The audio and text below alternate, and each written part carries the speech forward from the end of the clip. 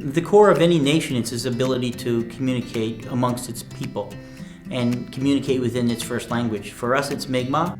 Mi'kmaq language is unique to our people and it's something that we have to preserve. The language is our culture. If we don't have the language, we lose so much of who we are as Innu. We have no place else on earth to go to learn the language. If we lose it now, it's gone. I think oral language is really important at the early years. It's how you get your skills and development of who you are, where you come from, and what you can do later on in life. Ulnuimk is how we translated the way of being. It is your language, it is your culture, it is your way of life. It's just being an Ulnu. One of the challenges in the assessment world is that assessments were never built for First Nations people. And the Ulnuimk project allows us to say, as Mi'kmaq, we are unique, and as a result, we need unique assessments. The Ulnuimk assessment is really enforcing oral language development with 3, 4, 5-year-olds. It involves a puppet, a child, and the assessment itself.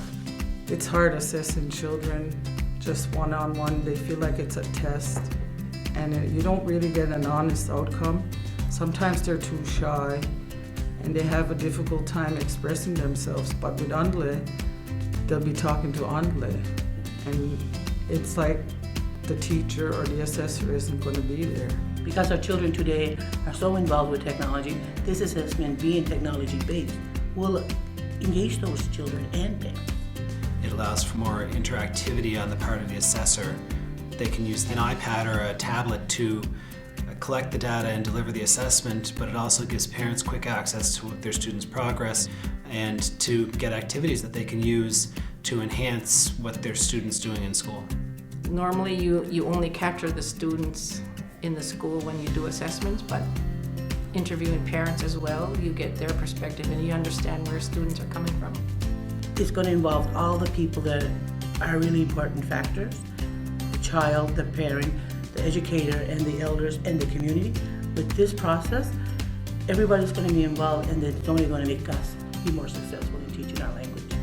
I think this project is so important because we're providing easy access and opportunities to caregivers with resources that are linguistically and culturally appropriate.